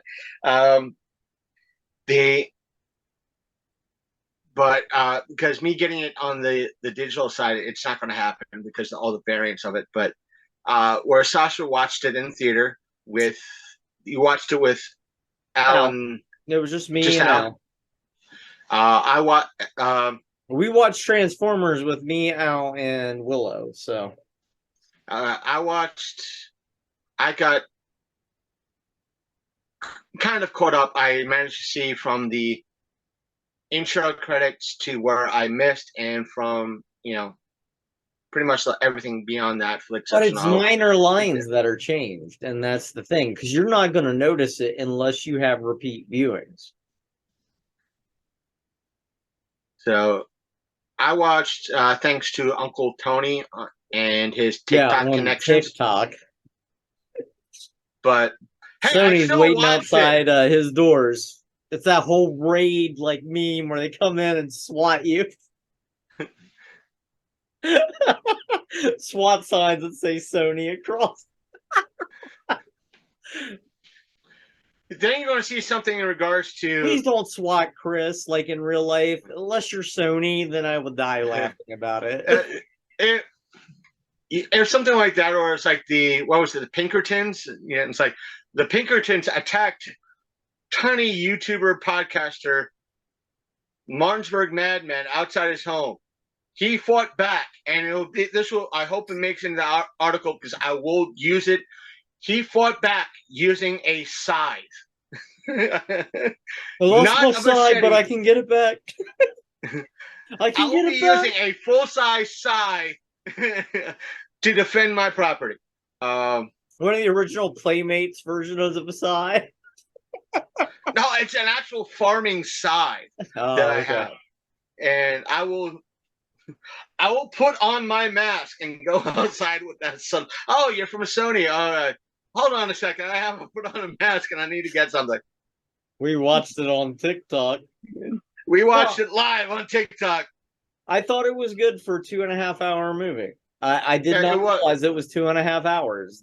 That is how good it is. Now, let me frame this. Because recently on Disney Plus, they put up Avatar 2, The Way of Water. I had to pee at least 3 times. 3. You know how many times I had to pee for Across the Spider-Verse? Not even fucking once. When that film was over, I don't care. We were in the inner city up above like Harrisburg movie theater. I waited till the end and I had to pee. And I'm quite sure the girl beside me was doing coke. We're talking the beverage coke, not the powdery. Oh God, my nose itches. I don't know why. Not the sugary aspects of things, but was there anything after credits in regards to it, or no? It's a cliffhanger. That's what I thought was awesome because they knew it was a cliffhanger. I went into it knowing it was a cliffhanger because when it was first advertised as Across to the Spider-Verse Part 1, I knew we were getting a Part 2. So no matter how it ended, I like how they did it. I like the additional, from what I've seen. Granted, it was on like half of this type of screen, but granted, when it comes available to rent, I'm going to try to rent it or own it physically, so I have a bigger screen to watch it on. You have a PS4, you can watch it. Yeah, I have a PS4. I'm talking, besides taking a disc in, I'll have a bigger screen to watch it on than. You gotta have bigger. Bigger's always better. That's not how the size of it that matters. It's the. It's the girth. It's the girth. And I've heard 7 inches. It was pretty standard. But the whole aspect of it's nice. It was nice to see the kind of the Spider-Man meme with it. It's like stop Spider-Man, and they're all pointing to everything. It's nice to see also that they didn't pick. I want to say this is one of the few times, or the Miles Morales version of Spider-Man differs than everything. Yeah. Because his storyline in regards to how he became Spider-Man is different than everybody else's. And that him learning how to be Spider-Man and his power set is, you don't really mind following his journey and him learning in this aspect because it's something different. And for people who weren't paying attention, and this is the thing that got me, we actually got not 1, but 2 MCU impacting revelations during the movie. First was the fact with the whole big fight with Da Vinci, the Vulture, where they bring up Doctor Strange and Spider-Man from No Way Home. But the second one was kind of glazed over. And if you weren't paying attention to Spider-Man Homecoming, which was the first MCU Spider-Man, I can't think of his first name because I always want to say Danny, but it ain't Danny. His last name's Glover. But he literally played Miles Morales' uncle getting webbed to a car in the beginning of Spider-Man Homecoming because they were questioning about the Vulture there and trying to figure out where they were getting their tech. And that version of the Prowler shows up in Across the Spider-Verse. And a lot of people won't realize that you get that Glover version of the MCU Prowler. And I hate to say it, if you haven't been paying attention, there's the deleted scene from Spider-Man No Way Home where Peter, after the spell is complete and he's moving into a new apartment, his neighbors happen to be Morales and speaking Spanish, and their kid's name is Miles. Not to mention in this new Spider-Man movie, you have a crossover with the Venom, yes, the Venom verse. And I didn't get a chance to see that prior with the initial run through because when I started watching it was from when Miles dropped off the cakes at the party. I missed like 10 or 15 minutes, and I finally got to see it. I think it was like yesterday, that 10 minutes of missing that little bit of intro where he's fighting the hole, and the hole is like peeking through different multiverses, including the Lego verse of. Yes. And did you know that was animated by a 14-year-old? I think I heard someplace that it was an interview that they saw when the creators were a YouTuber doing the movie. And they didn't know they were 14. I mean, no, the movie folks were doing it, and they saw this, a YouTube video of that someone did animating Spider-Man, and they got him to come in and do it, and they didn't realize it was like a 14-year-old or something like that. And it was funny because both sides were questioning. The kid and the parents were like, is this really Sony? And Sony's like, is this for real? Really a 14-year-old kid? And I think they get like Andrew, the amazing Spider-Man actor to voice that Spider-Man. Yes. So, and in fact, there's a lot of scenes from Amazing Spider-Man that we didn't get that showed up in that movie.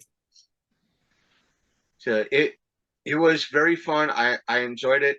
Side note, folks, this was kind of like a lot. I know I heard a lot of questions when what was it? No Way Home was out. How did Venom know, the Sony Venom know that Peter Parker was Spider-Man? It's not the same universe. How do you know? The symbiote's all part. Symbiote. The original symbiote is actually a weapon. Yeah. The original symbiote, it's all a hive mind throughout the whole multiverse. That's how he himself knew who Peter Parker was. Not only that, but the original, and I can't think of his name, it's the Dark something or other. It was actually a sword that bonded with its user. And as a result, it spread across the multiverse. And the original suit, for those, I read comics. I found this out through, I think, Comicstorian, that they were covering the Secret Wars. The reason why Venom was so insane is because Deadpool was the first wearer of the suit, and we all know how kind of insane Deadpool is. That became canon later, but we still count it. We'll count it. But back to Across the Spider-Verse, it's going to be interesting how they take this to see what someone. I'm sorry, but his dad has to die. I don't want to see that happen. It's just the fact that's how the narrative. It's a canon event. It kind of has. That's what they're calling it. Yet they said in the same movie, it's like, oh, your uncle had to die. That was a canon event. Granted, there could be more than one. Here's the problem with that, and this is the only way they can get around it. This is the only way they can get around it. Because in the original Spider-Verse, which was an offshoot of, I want to say Ultimate Spider-Man, because like Ultimate Spider-Man died.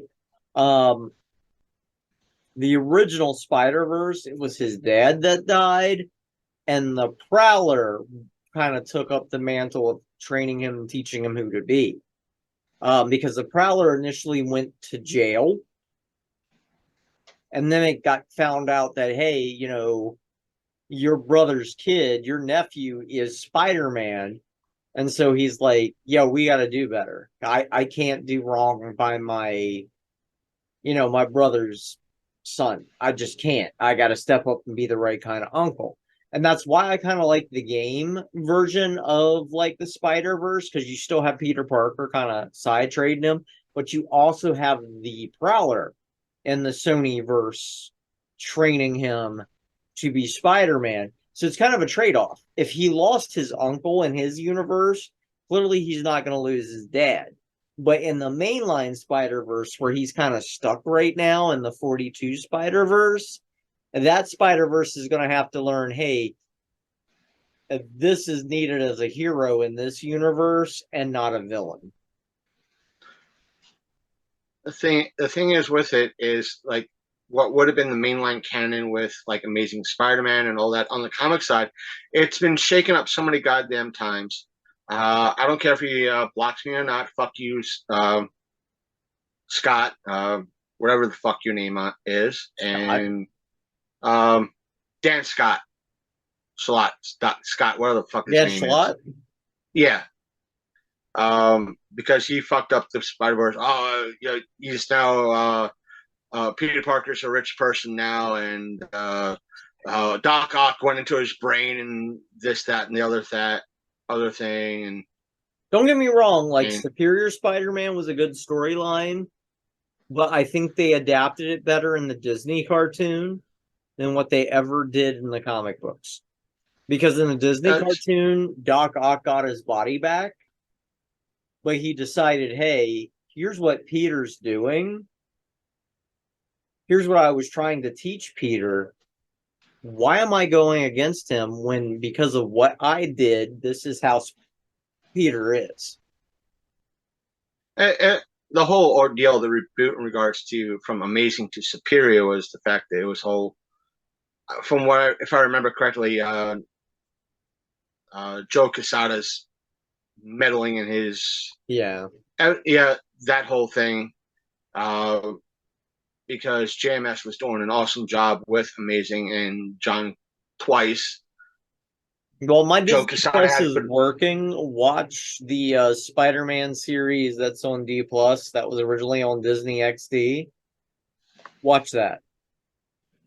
I'll pull it up. There's a few things I'd watch on Disney Plus right now. So. Because there for a while, like, Doc Ock takes over Spider-Man's body, and at first he's like, oh, this is cool. And then he realizes what Peter was doing. Because there's this one scene where he's like, wait, all this time, Peter could have killed me, but he was pulling his punches. Yeah, I heard about that because Doc Ock, as Spider-Man, pretty much behead by punching, I think it was like Scorpion or somebody. Well, Disney XD doesn't go that far because it kind of give Doc Ock a love interest. And now that he's Peter Parker, he's kind of courting her. And what's funny is that she still recognizes him as Doc Ock. But at least in the comic, he beat in fighting like the Scorpion or somebody, he decks the guy in the head and blows it right off. Blows it right off, and he's like, "Oh my God, Peter's been holding back this whole time because he could have killed all of us." So, yeah. And to me, I'm like, I think the Disney XD displays it much better because they kind of give him a level to go off of. Yes, he could go and murder a bunch of bad guys, but he knows his girlfriend's going to give him shit. And I think it kind of balances a lot better than just knocking somebody's block off and going, "Oh my god, I'm a serial killer," you know? But anyways, yes, Across the Spider-Verse, see it. Try to So see many- it in different theaters so that you can see different versions, because the only way it's going to happen. Now, whether or not if I actually went to see it in Berkeley Theater would be a different version versus if I went to see it in Alamo or Regal. From what everybody's So- told me, everywhere you go to see it, there's something that's slightly different. So it doesn't matter if you went to like 3 different Regals, you'd see 3 different movies. Yes, because everyone got shipped a different print to run. So in a way, for our sake of things, me seeing a Uncle Tony version of Across the Spider-Verse, You're and not going to Sasha see a seeing different it. version. Yeah. It would have been 2 different movies anyhow. Just the quality of mine might have been a little bit different. It was nice to see. I won't say nice to see, but it was different to see Spider-Punk, and in regards to it, the kind of the Especially when you know he's actually supposed to be Prowler #1, but he just happened to get bitten by a radioactive spider instead. I didn't know that until recently. The thing is, well, in part 2, because you had that kind of the last scene in the movie. Yeah, spoilers. You see the like Spider-Ham. You see Nick Cage's Spider-Man version of Spider-Man. It's like, will Nick Cage come back to voice that version? Oh yeah, he again? will. He's already in. Well, he's kind of a big geek as it is, but it just makes you play. Whenever you play, I don't know if you've got a copy of it, but get a copy now because they've gone up in price. But Spider-Verse Across Dimensions, that was on PS3. And there's another one that deals with time travel where it's only you're playing as 2099 and regular Spider-Man, and they have kind of like shared hive mind. And then you have Across Dimensions where you're playing as regular Spider-Man, Ultimate Spider-Man, Spider-Noir, and 2099.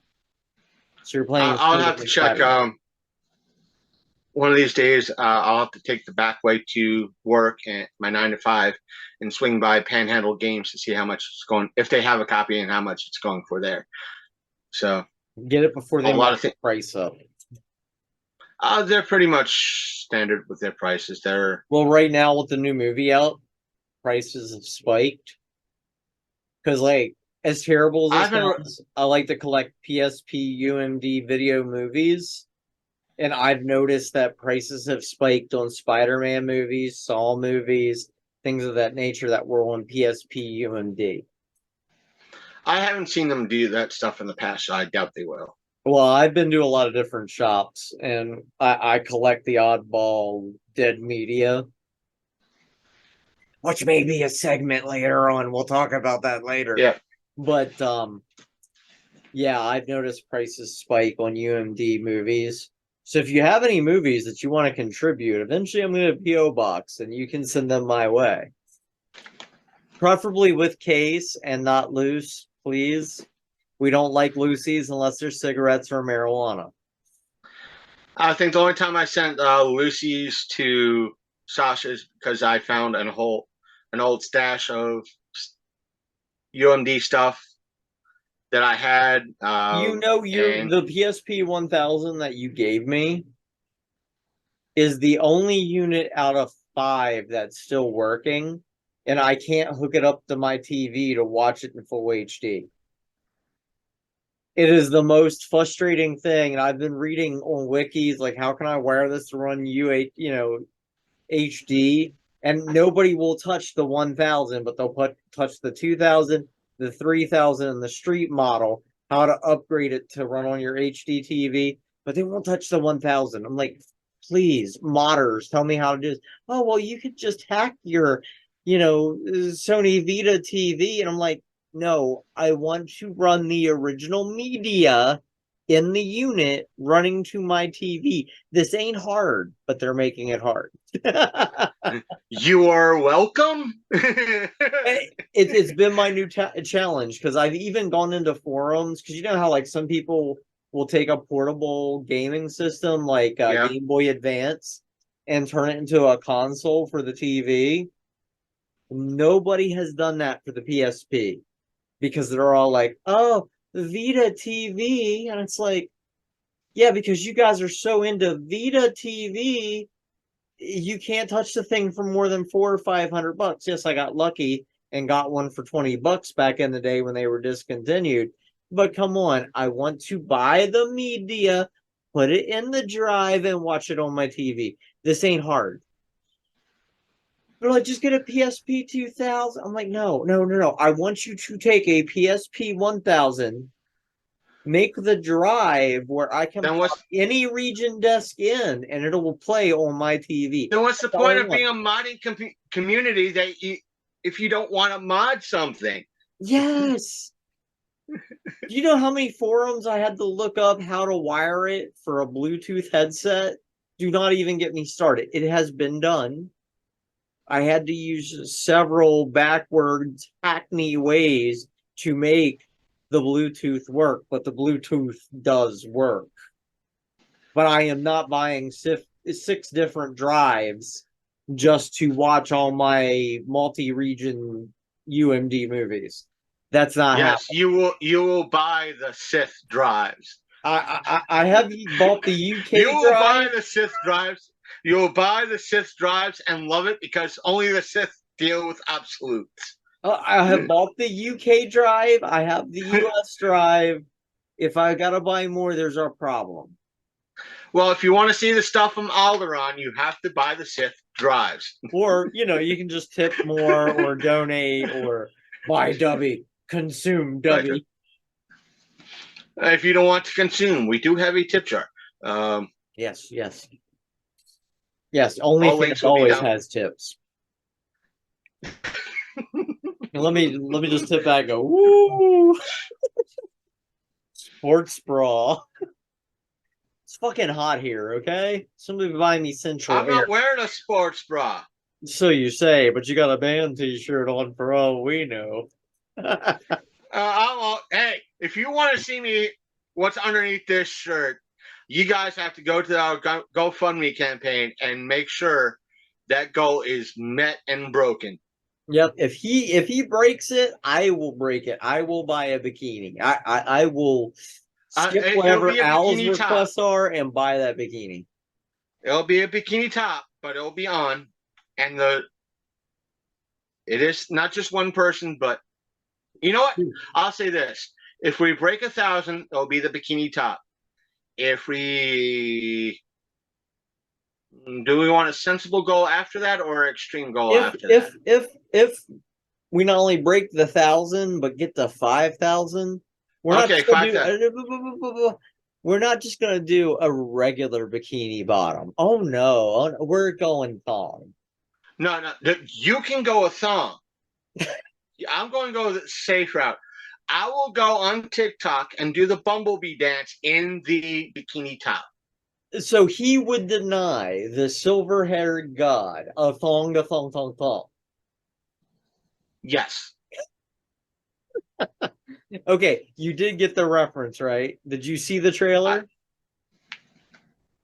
Or which trailer? Teaser? Okay, so what's his name? Anthony Mackie, who plays the new Captain America / Falcon. Last name's Mackie, I know that much. Marvel. Yeah. For the Falcon. Which, yeah. Okay. So Anthony Mackie is in the new, coming soon to Peacock here in July, Twisted Metal TV show. Now Anthony Mackie's interesting as a lead character, but Sweet Tooth, yeah, I see that. I saw that Samoa Joe, and he is voiced by, I can't think of the name of the voice actor, but oh my god, it is so good. Because I gotta switch my PlayStation to watch Peacock, but I could. Oh wait. Sweet Tooth literally busts out into the thong song, and Anthony Mackie is picking up the thong. I love it when the beat goes, It's a trailer worth watching. I am in it just for that because I'll go Samoa one better. Joe bodies Mackie. I'll put it like this: if we hit 5,000, if the GoFundMe hits 5,000, I will find a way to go to Cancun, Mexico. I'm sure he'll spring break. He will probably laugh his fucking ass off. I will find a way to go to Four State Harrisburg and add George's booth on camera. We'll do the thong songs. I will take off my shirt and go, "Hi, I'm at Four State Con in Harrisburg. I'm a gamer and I'm in a bikini. And I'm a gamer and I'm wearing a bikini. I'm the Martinsburg Madman and I'm a gamer and I'm wearing a bikini here at Four State Comic Con Harrisburg." And I'll take off the shirt and go thong, thong, thong, thong, thong. And I'll post it up. And I will join in and I will show thong. And get probably kicked out of Comic Con. You would. I'm just... George will probably laugh his ass off at the whole goddamn thing. He'll probably join in the thing and the thong. Especially if especially if the beat goes, no. And I'll probably do the whole thing with the mask on too. I got the laugh calls from that. Damn. So make it happen. Like I said, donate. Drop some tips. Is Across the Spider-Verse. I know it seemed like a quick review for Across the Spider-Verse, but it's good. I did enjoy it. It's good. Watch it. The best review I can give is it was 2.5 hours and I didn't have to pee until the end. Neither did I, and I'll say this: my recommendation is, yes, the cliffhanger ending can be a disappointment, but watch it on a big screen, not a little screen like I did, because you're going to miss out on a lot of Easter eggs and all that, besides the ones that are blatantly visible, because there is going to be a lot. Yep, it's a great movie. Check it out. I'll say it's at least a 7 out of 10. Yep. I like it. I'm curious about the next one. If you get bored with that, go watch Rise of the Beast. I thoroughly enjoyed that. So, I know, but as I say, robots and me kind of have a thing. You like mechanical things, don't you? I love sludge. But you know what? I really need a Grimlock. I really need Studio Series 86 Grimlock. With that $150 price tag for resale, no, fuck that. I think I still have my OG Transformers somewhere. Yeah, but I like the new ones because movie accurate. Though I want what was it? Was it Ironhide that got shot first, or was it Brawn? I want Brawn with explodable chest. Staying away from that one. Die, Autobot.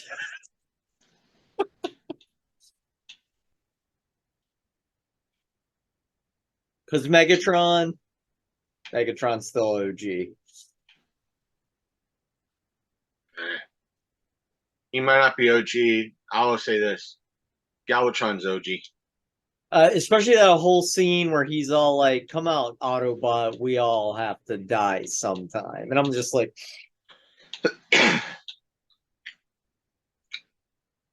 yeah. Transformers the movie 86. Fuck anything else that's out there. It's good. Yes, Prime dies, but you know what? It's within the first 30 minutes. She'll get over it pretty quick. Even though Springer and Cup should have been our main lines, and Grimlock. Me no bozo, me king. Lots of great lines in that. Also sent a lot of kids to therapy. Cup tell more war stories. I love Cups War stories. That's great. You're living one now. Now, Yes, we're old and deal with it. and some of the So, anyways, how do we want to wrap up? Wrap it up. what's it? We need a Snickers now. How should we wrap things up? Consume, Dubby. Drink, Dubby. Obey, Dubby. Drink Swift. Consume more. Some more. Seen that? I saw advertisements for 2. Maw is like the worst because you have this big giant creepy ant head with its like mini tendrilled mouth. It's like, dear God. Like if they were sponsoring this, at least I could do the whole. I can see it now. Drink thing, like Cthulhu, experience cosmic horror. Oh shit, we need to copyright that. If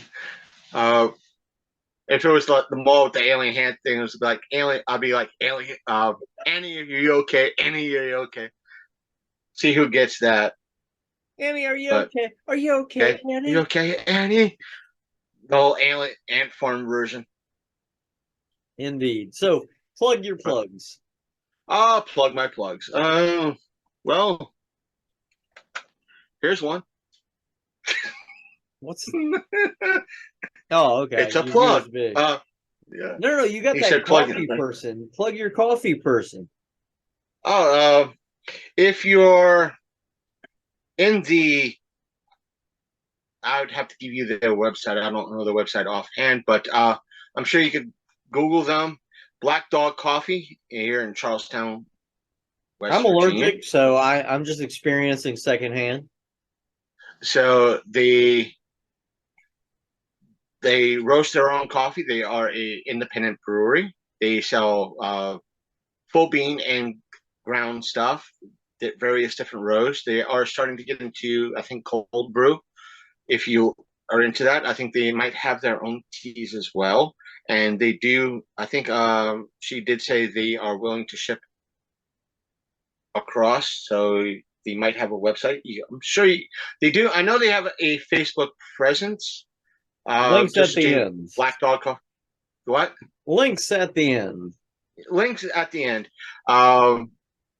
She's a wonderful person. Support local, buy local. Heck, when Tim Pool said, she loves freaks like us. And he was like, well, because it was a culture war thing in regards to what Starbucks was doing and folks boycott, wanting to strike, in regards to Starbucks. It's like, I would walk across the picket lines and shop Starbucks. I'm like, Tim, I respect you, but fuck you, fuck Starbucks. I'm drinking Black Dog or Daily Grind coffee because they both supported the show many times in the past in one way or another. Fuck Starbucks. That's not a statement from Daily Grind here in Martinsburg or Black Dog Coffee. That's just this podcaster's opinion. But Black Dog Coffee is a wonderful thing. They helped me out many times in the past in various ways. They are our official, unofficial sponsor, non-sponsor. So shop local, hashtag shop local.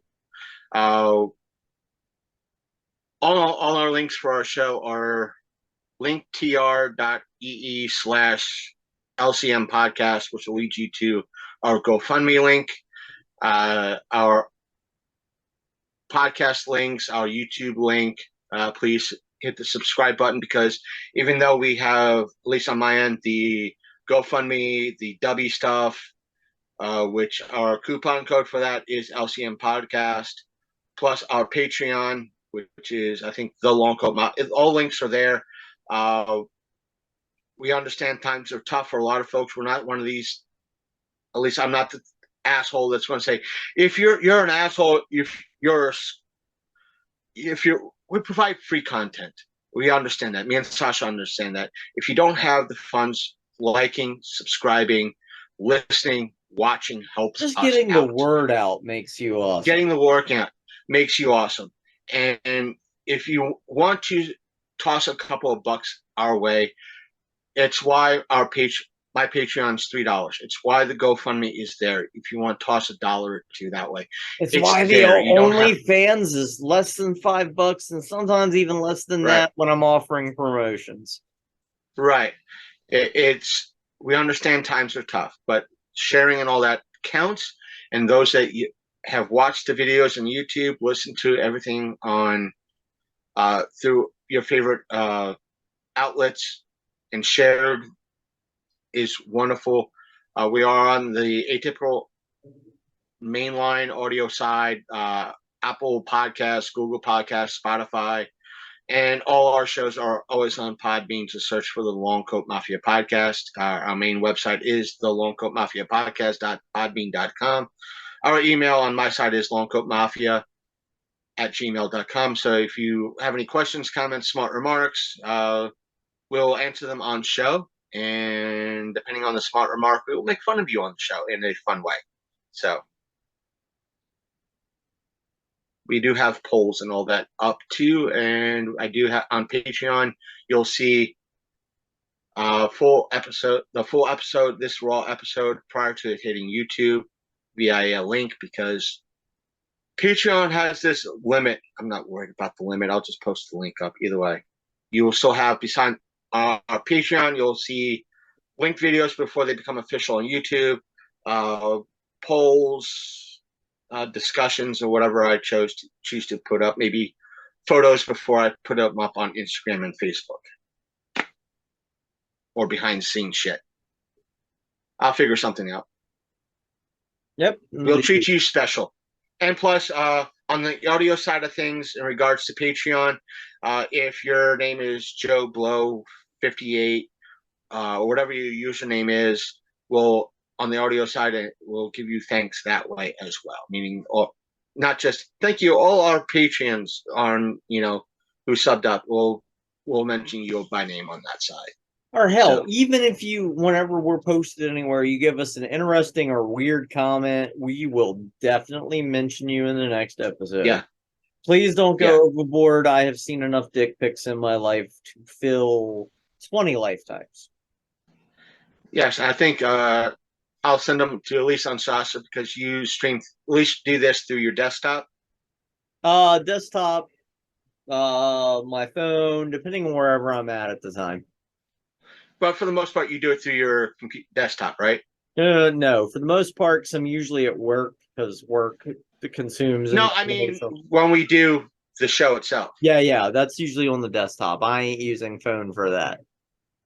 The only reason why I'm currently using the phone on my end is because my current laptop is a piece of shit. Until I get the newest one in a couple of weeks, that's when things will get transferred over and we'll be able to go that way. But until then, if we get anything interesting that is sensible and can be broadcast on other platforms, I'll send them to Sasha, and I know Zoom can be.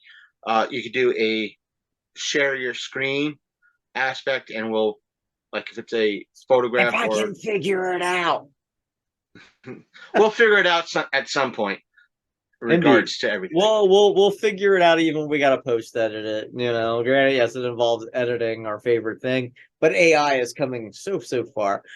In the meantime, stay tuned to me. Obviously, you can find me Facebook, Instagram, Twitter, TikTok, YouTube. Just search for Sasha the Princess of Darkness. You're gonna find me. It's an easy enough thing to remember. I'm gonna be covering Blobfest as much shit as we talked, and it's not shit, it's facts. You want to see those facts again? Twitter, Facebook, Instagram. Etc. Sasha the Princess of Darkness. It's all there in black and white from the horse's mouth, because they had the stupidity to Instagram DM me. Oh, they don't think I know what screen grab is, but I know what screen grab is. Anyways, yeah, keep posted, and otherwise just stay tuned. And if you got a few extra bucks, hop on the OnlyFans. Yeah, there's some more salacious posts. But if you want to keep this unedited format and watch things of that nature, pop over to OnlyFans. Only way you're gonna get it.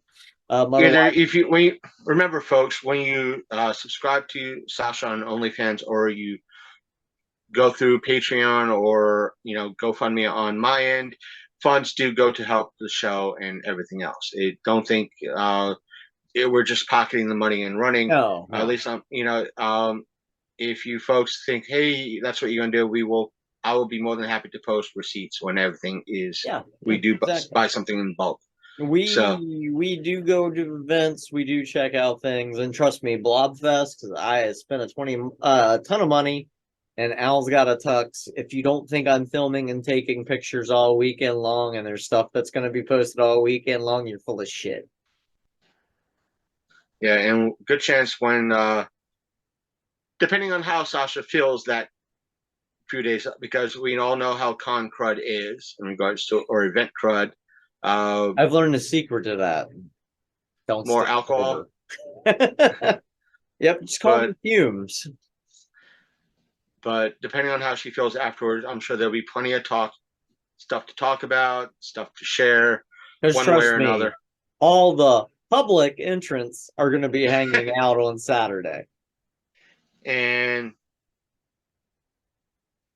I get only marching orders from my end to Sasha, even though Sasha could do whatever she feels like it. On regards to her end, is like get interviews, get stuff. You got a phone. My big goal for the weekend is James but spend time. I'm getting James Rolfe. It's happening. But I know you're going to be there with Al. Spend time with Al. That's the important thing. That's what first night is for. Because him and I have our blood ball. And that's what matters. I'm not, it's like, even though I would like to see a lot, whatever Sasha gets in regards to it, and she's got first.